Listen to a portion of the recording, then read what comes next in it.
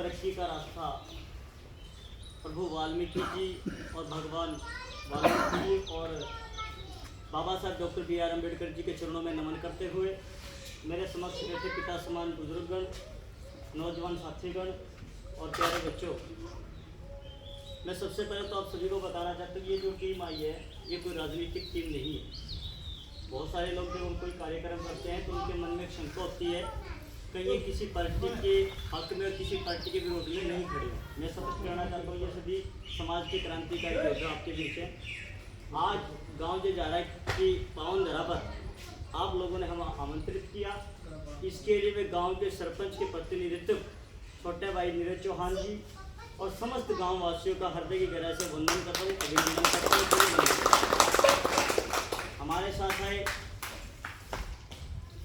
अखिल भारतीय वाल्मीकि पंचायत से महिला अध्यक्ष बहन मीनाक्षी चावला जी, संपूर्ण वाल्मीकि जनता संगठन से क्रांतिकारी साथी नरेश कुशामड़ जी, जिला के उपाध्यक्ष आदरणीय रविंद्र कुशामड़ जी, समाज सेवी वरिष्ठ नेता भाजपा के रोकी गहलोत जी और हमारे समाज में शासन प्रशासन में काम करे फॉरेस्ट डिपार्टमेंट में, पुलिस डिपार्टमेंट में SI सुनील जी कागड़ा जी और पिता तुल्य मेरे बड़े भाई साहब सुरेश बिड़लाल जी।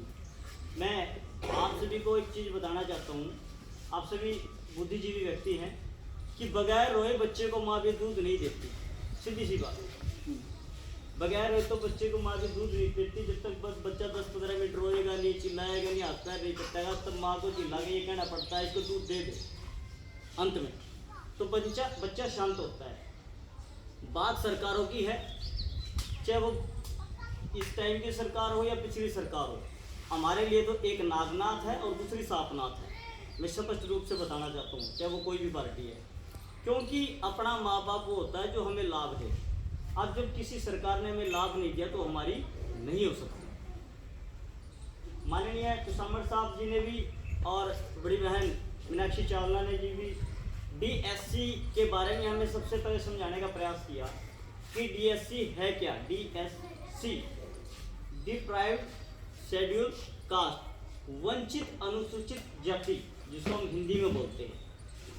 तो हम जिस काम को के लिए फील्ड में होते हैं हमें उसका पता भी होना चाहिए कि मीटिंग किसके बारे में हुई है। तो ये वंचित अनुसूचित समाज के लोगों के लिए है। मैं आपको इसकी कहाँ से इसकी शुरुआत हुई और कहाँ ये ख़त्म हुई और कितना हमें मिल रहा है, कितना हमें मिलना चाहिए, मैं इस पर आप लोगों को के सामने प्रकाश डालना चाहूँगा। मैं आप लोगों को बताना चाहता हूँ कि जब भजनलाल जी की जब सरकार थी, चौधरी भजनलाल आज इस दुनिया में नहीं है, लेकिन कुछ नेता ऐसे होते हैं जो सांसारिक यात्रा पूरी करने के बाद भी अमर होते हैं। तो हमारे समाज के लिए बहुत बड़ा कार्य करके गए थे माननीय भूतपूर्व मुख्यमंत्री भजनलाल जी। बात है 1994 की।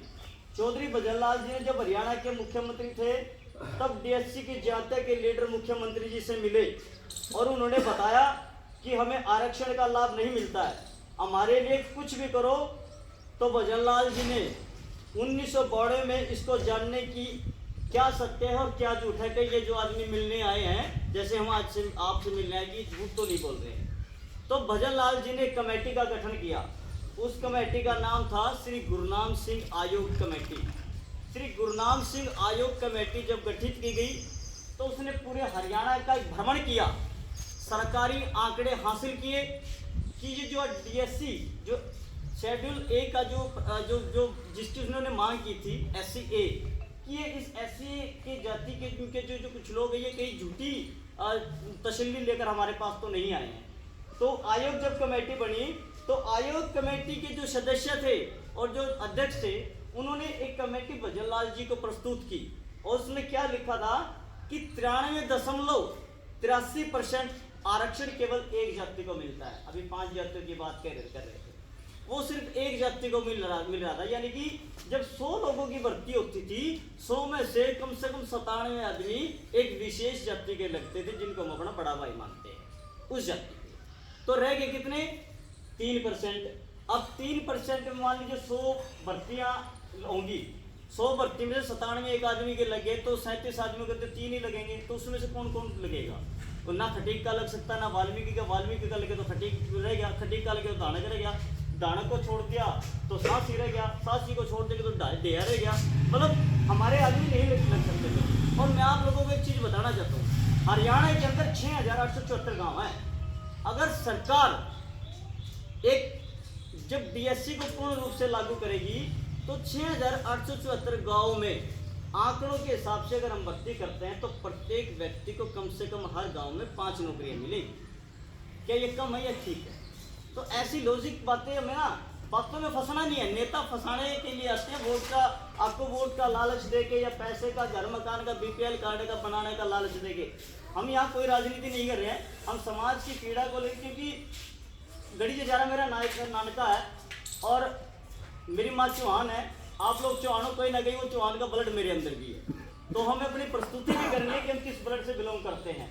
दूसरी बात कि जब ये रिपोर्ट पेश की, फिर बजरलाल जी ने 2 ग्रुप बनाए, ए और बी। ए ग्रुप में 37 जातियां और बी ग्रुप में सिर्फ 5 जातियां। दूसरी बात, 20% आरक्षण में से ए और बी को 10% आधा यानी कि टोटल 20% आरक्षण दिया था बजरलाल जी ने, 10% ए को और 10% बी को। उसके बाद क्या हुआ कि और ग्राफ बना जिसमें 93.83% वाला घटकर हुआ 50% और -6.70%। तो इसका क्या हुआ कि 50% और 6.17% वाला हुआ बढ़कर 50% ताकि संविधान तौर पर सबको इसका फायदा मिले, जिसमें कि 1994 से 2006 तक ए और बी वर्ग के बच्चे बराबर नौकरियों में लगे। लेकिन जब 2006 में कांग्रेस की सरकार आई और चौधरी भूपेंद्र सिंह हुड्डा हरियाणा के मुख्यमंत्री थे, कुछ मंत्रियों ने विधायकों के दबाव में आकर ए और बी वर्ग को खत्म किया, एक वर्ग बनाया जिसका नाम था SC A, और उसने हम सभी को जोड़ दिया SC के नाम से। लेकिन हमारा क्या था, ए और बी उसको खत्म ही कर दिया, ए और बी वाला हमारा ए खत्म करके सारा वो एक ही में जोड़ दिया, जिसके कारण हमारे समाज के पढ़े लिखे युवा बच्चे जो कोई ग्रेजुएशन करा हुआ है, कोई अन्य कोर्स भी करे हुए हैं, और इस आरक्षण की हमें आवश्यकता क्यों पड़ती है? सफाई कर्मचारी के इसमें आरक्षण की आवश्यकता नहीं पड़ती। हमें आरक्षण की आवश्यकता पड़ती है 1 रैंक अधिकारी के तौर पे, या डॉक्टर बनने के लिए, इंजीनियर बनने के लिए, या हमें पीएचडी करनी है। आप लोगों को ये भी समझना, इसका ये नहीं कि कोई झाड़ू की नौकरी करोगे उसमें आरक्षण उसमें भी मिलता है, लेकिन अधिक आरक्षण हमें कहाँ आवश्यकता क्यों पड़ती है? आप अगर देखेंगे हमारे से ज्यादा अगर एमएलए देखेंगे आपको चमार मिलेंगे, अगर एमसी देखेंगे चमार मिलेंगे, सरपंच देखेंगे चमार मिलेंगे। दूसरी बात, अगर आप 1 रैंक अधिकारी की बात करते हैं, डीसी, कमिश्नर, जज, वकील देखेंगे तो ये भी आपको कौन मिलेंगे? ये हमारी चमार बिरादरी से मिलेंगे। हमें गर्व है कि वो पढ़ते लिखते हैं, आगे जाते हैं, दुश्मन कोई नहीं हमारा। लेकिन एक आंकड़े में आप लोगों के सामने प्रस्तुत कर रहा हूँ, भाई जो मेहनत करेगा वो आगे जाएगा। लेकिन ऐसा नहीं है कि हमारे बच्चे मेहनत नहीं करते। अभी पानीपत का जो समाज का डीसी था, वाल्मीकि समाज से था, डीसी था, बड़े गर्व की बात है। लेकिन वो क्यों बने, कैसे बने, हम उस पर नहीं जाएंगे। कहीं ना कहीं आरक्षण का भी वो फायदा है। हमारा आरक्षण अगर लागू होता है तो भविष्य में हमारे उनसे ज्यादा डीसी हो सकते हैं, उनसे ज्यादा कमिश्नर हो सकते हैं, उनसे ज्यादा हमारे डॉक्टर हो सकते हैं। साथियों, उसके बाद ए वर्ग के लोग, युवाओं का भविष्य सदा के लिए दफन हो गया और हजारों का दफन होने के कगार पर है। उसके बाद 2014 में बीजेपी ने अपने मैनिफेस्टो में एक चीज डाली थी कि हम एससी को लागू करेंगे, डीएससी को लागू और एससी को बहाल करेंगे। ये सरकार भी मैं क्योंकि ये थोड़ी उस अपने जो वादा किया था ये पे वादे पे खरी नहीं उतरी है, जो सीधी सी बात है। मैंने कहा कि कांग्रेस पार्टी हमारे लिए नागनाथ थी, ये हमारे लिए सांपनाथ है। हम साथ उसका देंगे जो हमारा फायदा करेगा। अगर कोई भारतीय जनता पार्टी इस चीज को लागू करते तो तीसरी बार सरकार बनाने की रोशनी बिठलाने की कोशिश करेगा। ये मैं आपसे हम किसी पार्टी की विरोधी नहीं है, लेकिन जो हमारे छीन कर जो दूसरे व्यक्ति को देता है, मैं ऐसे सरकार के खिलाफ ही खड़ा होना जानते हैं। लेकिन अकेले सिर्फ रोशनी बिठलाने से या मीनाक्षी बहन जी से काम नहीं चलेगा। ये प्रण हम सबको लेना चाहिए हर घर में। आप एक चीज हो रहा है, कुछ व्यक्ति यहाँ ऐसे भी बैठे हैं जिनके बच्चे पढ़े लिखे नहीं है। अब उनके माइंड में एक चीज हो रही होगी, यार ये तो सिर्फ पढ़े लिखों की बात हो रही है, मेरे बच्चे तो पढ़ नहीं रहे, हमारे बच्चे कैसे लगेंगे? अगर आपके बच्चे नहीं लगे तो आपके बच्चों के बच्चे लग सकते हैं भविष्य में। अगर ये कार्रवाई होती है तो आपके बच्चे के बच्चे जो स्कूल में जाते हो सकते हैं वो ग्रेजुएशन करे, कोई अच्छा कोर्स करे, उसका लाभ आपके बच्चों के बच्चे ले सकते हैं। और इसका मुख्य उदाहरण मैं आपको बताता हूँ। बाबा साहब डॉक्टर BR अम्बेडकर जी ने जब पूना पैक्ट की जब लड़ाई लड़ी थी, ये डीएससी में जो वर्गीकरण आरक्षण में से आरक्षण देने के लिए काफी लंबे समय तक गांधी जी के साथ डिबेट हुई। जब गांधी जी जब मजबूर हुए तो मजबूर होकर जब साइमन कमीशन जब आया था तो इस डीएससी या हम एससी के जो आरक्षण जो था जो रोजगार के तौर पे या पॉलिटिकल के तौर पे जिस प्रकार के जिले हर तरीके से रिजर्वेशन मिलता है, यहाँ तक कि महिलाओं को तो चुनाव में भी 50-50% हो गया, पहले 30% अब 50% हो गया। तो हमें इन चीज़ों को सोचना है कि हमें ये चीज़ से किस चीज़ से क्या लाभ मिलता है। साथियों, बीजेपी ने अपने मैनिफेस्टो में इस बात को स्वीकार किया, लेकिन सरकार बनने के बाद भी अपना यह वादा पूरा नहीं किया। सरकार से एससी ए वर्ग के लोग 17 सालों से ए और बी की मांग करते आ रहे हैं, क्योंकि उनका सब कुछ लूट रहा है। जबकि सरकार ने शिक्षा में 10% आरक्षण दे दिया, जैसे बहन जी ने भी बताया। हमें एजुकेशन में तो मिल चुका है, लेकिन एम्प्लॉयमेंट में, रोजगार में आज तक हमें नहीं मिला है। तो इसी की मांग को लेकर 30 जून को जींद के अंदर 6 से 7 हजार आदमियों का एक सम्मेलन हुआ था।